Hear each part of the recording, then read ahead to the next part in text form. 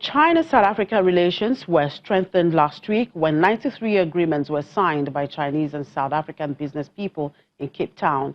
According to the Chinese ambassador to South Africa, the agreements are for procurement of South African products for the Chinese market. The recent agreements are worth about 24 billion rand and range from raw products like minerals to seafoods, legumes, citrus, and beef products of South Africa. The Chinese ambassador to South Africa gave some details of these agreements to our correspondent in South Africa, Becky Malay. I'm very happy to tell you that they reached 93 agreements of the investment and procurement agreement for procurement of South Africa products. Value add is 1.88 billion US dollar, almost more than 27 billion rand in South African currency. So I think 49 South African companies signed the agreement with 40 major companies from China. Most of them this time we come here to procure the kind South Africa has. First, agricultural products like the beef, lucerne, even the lobster, the seafood, all kinds of fruit and nuts, whatever they have, they grow here. The market are huge in China to serve. Second is of course, the mineral products.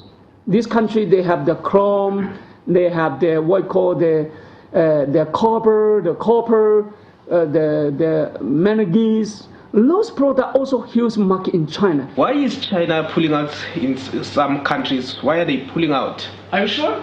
The money from China come here to support you, not come to put the stove in the ocean. We need to invest in your production to help your country lay down a solid foundation for your sustainable development. And then you have the capacity to pay me back. The money is not free. The money is not charity. The money is from the bank, not from the government. From the bank, business is business. They come here to invest, expect to benefit from your investment and production, and they will be paid back. If you cannot ensure them your capacity to pay them back, they will reluctant to give you money. I'm sure that is what business is business. A lot of analysts are saying, like, especially financial analysts are saying, if you go into bed with China, there are serious consequences. Like, for instance, if you have an agreement and you breach that agreement, China, will bully you into some things. China will bully your trading. China will bully your land. How true is that? And, should South Africans be worried about the China and South Africa relationship? If we do not have the credibility, if we do not follow the rule of law, if we do not follow the rule of the market mechanism, no people can benefit. Those people worry about China. We come to this continent. Don't forget, we call this continent as brother, sister, friend, partner. Brother means we are in one family.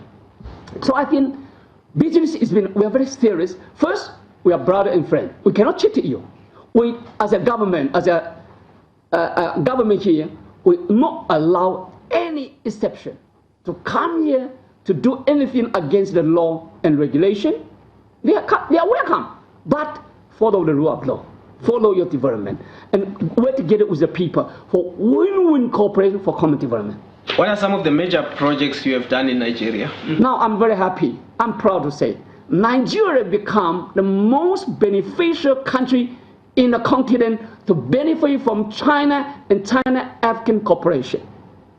Because according to my statistics, in the past few years, more than 30 billion US dollars from China has gone to Nigeria in the name of concessional law and commercial law to build two railway in your country. I forgot the name, but it's already put into operation. His Excellency President Buhari, he experienced the best quality in the continent, the railway, finalized and built by China too. And we committed ourselves to help Nigeria to build the coastal railway. You can imagine that coastal railway will cost China more than 10 billion US dollars. But you can build more than 1,000 kilometers along the coastal line. And if the railway never built, you can imagine, whoever want to drive the industrialization, you have no choice. You cannot depend on highway, the railway. And the highway, you must build the railway.